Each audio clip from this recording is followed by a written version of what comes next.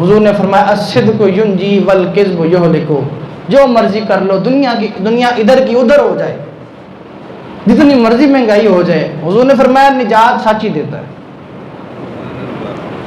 جھوٹ میں کوئی نجات نہیں، کوئی برکت نہیں، جھوٹ نیری بے برکتی ہے، نیرا وبال ہے جھوٹ، کوئی برکت نہیں اس کے اندر۔ اور جو بندہ یہ کہتا ہے کہ جھوٹ تو بغیر کاروبار نہیں چلتا، اس بندے کا اللہ پر ایمان ہی کوئی، اللہ پر اس کا توکل کوئی نہیں، اللہ کا اس پر۔ آپ پیدا ہوتے ہیں، اللہ آپ کو رزق وہاں بھی دیتا تھا جہاں پر کوئی ذریعہ ہی نہیں پہنچے گا، ماں کے پیٹ کے اندر۔ ماں کے پیٹ میں کون سا ذریعہ ہوتا ہے؟ اللہ آپ کو رزق وہاں بھی عطا فرماتا ہے۔ ہمارے قبلہ اعظم فرماتے ہیں کہ بچہ ماں کے پیٹ میں ہوتا ہے، کوئی ٹینشن نہیں، کھانے پینے کی، رزق کا کوئی مسئلہ نہیں۔ جب پیدا ہو جاتا ہے اللہ اس کے دانت نہیں ہوتے، کھانے کی قوت اس کے اندر نہیں ہوتی، بالکل کمزور ہوتا ہے، اللہ اس کو ماں کی چھاتی سے دودھ عطا فرماتا ہے۔ اللہ کو پتہ ہے کیا کرنا ہے، اللہ بے خبر کوئی نہیں ہے آپ سے۔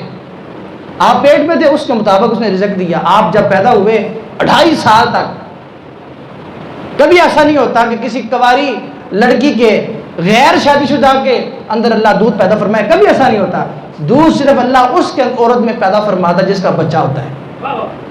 اللہ بچے کے لیے دودھ کا انتظام فرماتا ہے، پھر آپ کی عمر جو بڑی، اللہ آپ کو کھانے کے لیے دانت عطا فرماتا ہے۔ اور فرماتے ہیں کہ جب بچہ بڑا ہوتا ہے، جب پیدا ہو جاتا ہے، پھر بچپنے کی حالت میں بھی اس کو کوئی پرواہ نہیں، کھانا کہاں سے آئے گا، رزق مل رہا ہے۔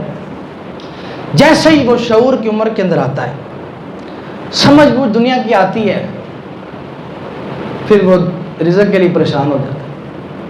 اس سے اچھا تھا کہ بے سمجھ رہتا تو اللہ پر بھروسہ قائم تھا، اللہ پر توکل قائم تھا اس کو، کہ حضور نے فرمایا کہ صبح کو یوں نکلو جس طرح پرندے نکلتے ہیں، کہ صبح خالی پیٹ نکلتے ہیں اور شام کو جب گھروں کو واپس آتے ہیں ان کا پیٹ بھرا ہوتا ہے۔ فرمایا کہ انسان اگر پرندوں کی طرح اللہ پر بھروسہ کرے، اللہ ان کو رزق بھی ایسے ہی عطا فرمائے گا۔ لہذا یہ صرف شیطان کے آپ کو تھپکیاں ہیں، یہ صرف یوں کہہ لے کہ وہ ایک دل کو سہارا دیا ہوا کہ یار جھوٹ تو بغیر کام نہیں چلتا۔ آپ جس کو نقصان سمجھتے ہیں ہو سکتا ہے آپ کے لیے وہ فائدہ ہو، اور آپ جس کو فائدہ سمجھ رہے ہیں وہ آپ کے نقصان ہو سکتا ہے۔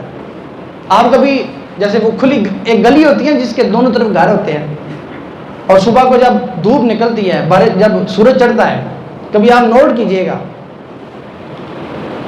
کہ آپ کسی ایسی جگہ پر موٹر سائیکل کھڑی کرتے ہیں، یار ایتھے چھاؤں ہے، آپ چھاؤں سمجھ کے وہاں پر موٹر سائیکل کھڑی کر دیتے ہیں، لیکن آپ گھر میں اندر جاتے ہیں، تھوڑی دیر بعد باہر نکلتے ہیں، آپ کیا دیکھتے ہیں کہ اتنے توپا آگے دوسری سائڈ سے چھاؤں گئی۔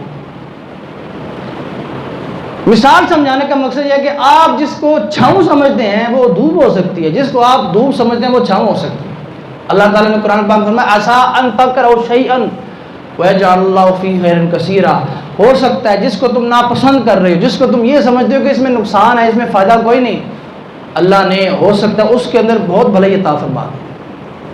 اس لیے یہ جو لوگ کاروبار میں جھوٹ بولتے ہیں وہ اس لیے بولتے ہیں کہ نقصان ہوگا، ہو سکتا ہے آپ کو وہ نقصان لگ رہا ہو، سچ بولنے کی وجہ سے اللہ تعالیٰ آپ کو اس کا فائدہ عطا فرما دے۔ اوفوا الکیل والمیزان بالقسط۔